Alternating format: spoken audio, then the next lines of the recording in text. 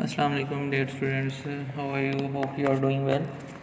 अच्छा, हमारा जो चैप्टर है चैप्टर नंबर 15 कल किसी वजह से वो वहाँ से ख़त्म कर दिया गया था, तो मैं दोबारा से ज़रा इसे एक्सप्लेन कर देता हूँ और एक एग्जांपल आज हम इसके साथ करेंगे। ठीक है, देखिएगा आपके पास चैप्टर नंबर 15 है जिसका नाम है एसोसिएशन। ठीक है, एसोसिएशन जो होती है वो रिलेशनशिप का नाम होता है। ठीक है, ताल्लुक़ होता है किसी के दरमियान, मतलब दो चीज़ों के दरमियान जो है ताल्लुक़।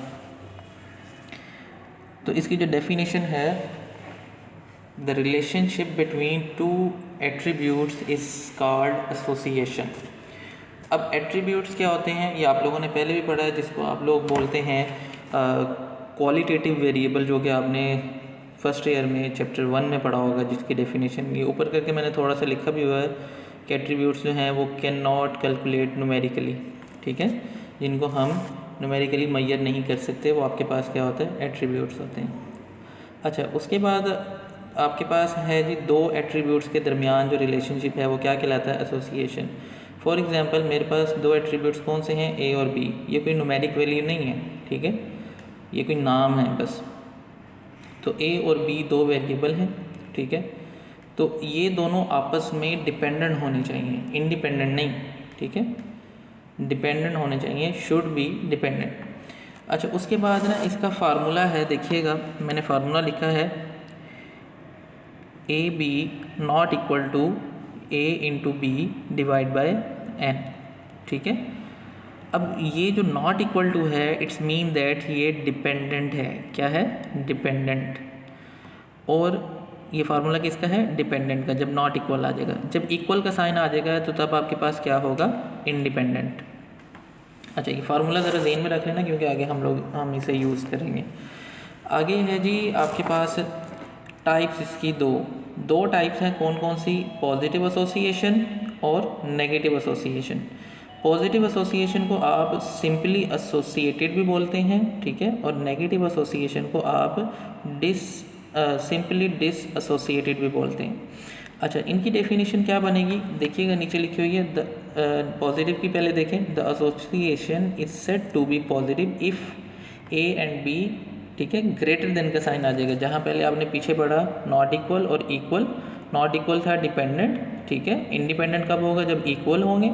ठीक है, और जब आपके पास ग्रेटर देन का साइन आएगा तब क्या होगा, पॉजिटिव, और जब आपके पास नेगेटिव का साइन आएगा तब क्या होगा, लेस देन का साइन आएगा तब क्या होगा, नेगेटिव। ठीक है जी, ये इसके अंदर ये चीज़ें आपने ज़रा ज़हन में रख लेनी है, ताकि आगे जब हम क्वेश्चंस करेंगे तो हम लोगों को ये इन चीज़ों की, इन फार्मूलाज की ज़रूरत होगी। अच्छा, नेक्स्ट स्लाइड पे चलते हैं। उस पर ज़रा एक टेबल है, वो आपको ज़रा ध्यान में रखना है अच्छी तरह। ठीक है जी, ये टेबल है जी आपके पास, ये देखें। अब यहाँ पर आप लोगों के पास ये टेबल बना हुआ है बी, ठीक है, और ए लिखा हुआ है मैंने। इसको आप ए और बी भी लिख सकते हैं, लेकिन फिर आपको ज़रा जगह जो है वो चेंज करनी पड़ जाएगी। मतलब जहाँ पर ए जो है, ए और अल्फ़ा रो वाइज में लिखे हुए हैं, उनको आप कॉलम में ले जाएंगे और बी को फिर आप रो में ले आएंगे। तो ये इस तरह ही लिखा रहने से ज़्यादा बेहतर है, ये आसान है। अच्छा, देखिएगा जी, आपके पास सबसे पहले आपको ना ये चीज़ें याद होनी चाहिए जो कि बाहर वाली साइड पर लिखी हुई हैं। ठीक है, मतलब बी ओवर ए।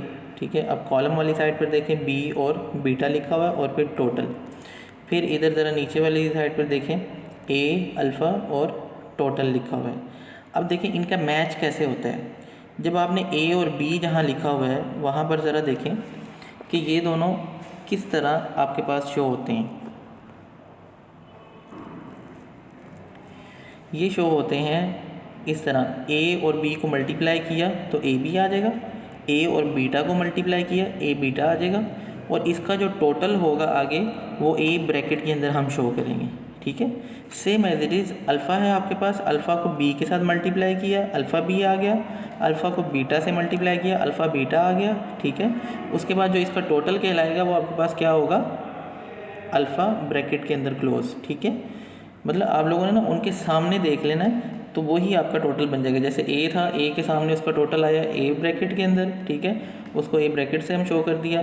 और अल्फ़ा का अगर टोटल देखें तो उसका टोटल किसके सामने आ गया, किसके सामने आ गया, अल्फ़ा ब्रैकेट के अंदर। ठीक है, इसी तरह अगर आप नीचे की तरह देखें तो वहाँ लिखा हुआ है आखिरी रो के अंदर टोटल, और बीटा बी ब्रैकेट के अंदर और फिर बीटा ब्रैकेट के अंदर। अब इसके ज़रा बिल्कुल ऊपर वाली साइड पे डायरेक्शन पे देखें तो सामने ऊपर बी है, ठीक है। तो बी जो है उसका जो टोटल है वो आपके पास बी ब्रैकेट से हम उसको शो करते हैं, और बीटा जो है उसको हम क्या करते हैं, बीटा ब्रैकेट से उसका टोटल शो करते हैं। और नीचे फिर आपके पास लास्ट में है ये एन लिखा हुआ, अक्सर जगह पर कैपिटल एन भी होगा तो उससे घबराना नहीं है, ये सेम ही होता है, ठीक है जी। उसके बाद देखें ज़रा मैंने नीचे 2-4 चीज़ें लिखी हैं, ये इंपॉर्टेंट है, अगर ये समझ आ जाए तो चीज़ें और ज़्यादा आसान हो जाएंगी। अच्छा, ये जो आपके पास दरमियान वाला हिस्सा है ना, जहाँ पर a b, a beta, alpha b, alpha beta लिखा हुआ है, तो इस सब को कहते हैं अल्टीमेट क्लास फ्रीक्वेंसी, ठीक है। ये ज़रा ज़हन में रखिएगा क्या कहते हैं, अल्टीमेट क्लास फ्रीक्वेंसी, क्योंकि इसके क्वेश्चन भी आगे आएंगे। उसके बाद है जी ए और बी, ठीक है, जो सिंपल ए और बी है उसको बोलते हैं पॉजिटिव क्लास फ्रीक्वेंसी, ठीक है। और जो फिर आगे है आपके पास अल्फ़ा बीटा, उसको बोलते हैं नेगेटिव क्लास फ्रीक्वेंसी। और नेक्स्ट आपके पास है एन, इसको बोलते हैं टोटल नंबर ऑफ ऑब्जर्वेशन, या फिर इसको बोलते हैं ग्रैंड टोटल, ठीक है। तो नेक्स्ट स्लाइड पर चलते हैं। ये ज़रा टेबल जो है आपने अच्छी तरह ज़हन में रख लेना है।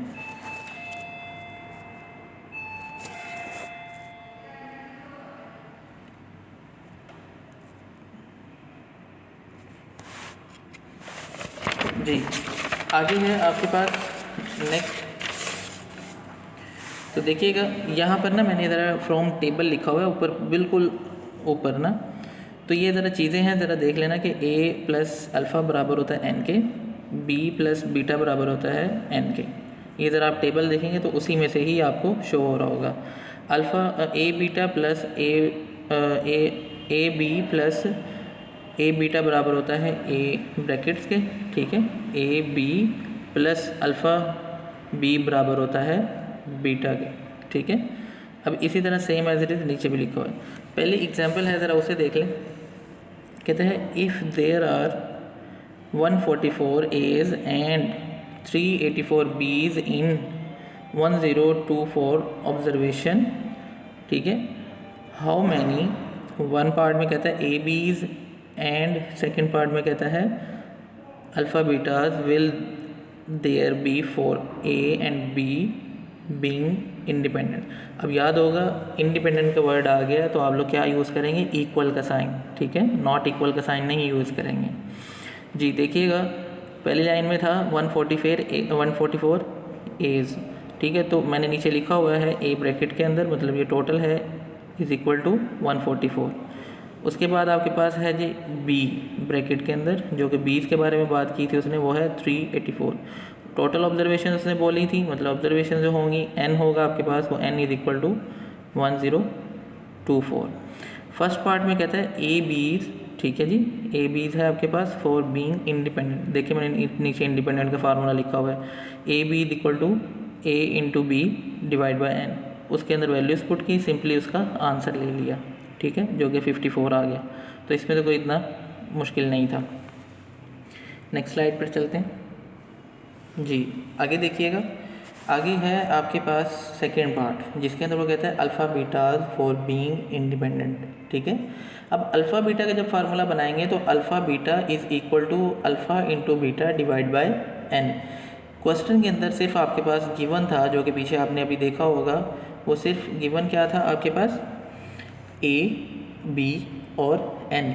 अब यहाँ पर आपको क्या चाहिए, अल्फ़ा भी चाहिए और बीटा भी चाहिए, एन आपके पास पहले से मौजूद है। अब वो कैसे फाइंड करना है, अब आप अगर पिछली स्लाइड ज़रा देखें, उसके अंदर सबसे टॉप पर मैंने ना दो चीज़ों को ना रेड से ज़रा टिक किया हुआ है, तो वो फार्मूला ज़रा ज़हन में रखना है कि a plus alpha is equal to n, b plus beta equal to n, जो कि आगे हमने उसमें यूज़ करना है।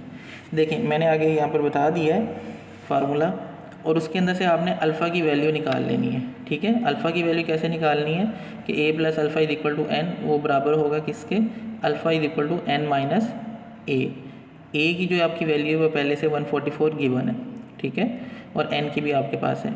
इसी तरह आपने बीटा के लिए भी कर लेना है। तो बीटा के लिए जब करेंगे तो आपके पास दो वैल्यूज़ आ जाएंगी अल्फ़ा और बीटा की, ठीक है। उनको सिंप्लीफाई किया तो ये जो वैल्यूज़ थी इनको पुट कर देना है इक्वेशन 1, जो कि ऊपर मैंने बता दिया कि इक्वेशन 1 कौन सी है। उसमें वैल्यू जब आपने पुट की तो alpha beta is equal to 550, और आप लोगों ने 15.2 एग्जाम्पल है वो भी सेम एज इट इज़ ऐसी ही है, वो भी ज़रा देख लेनी है, वो भी हो जाएगी। ठीक है, ओके जी, थैंक यू, अल्लाह हाफिज़।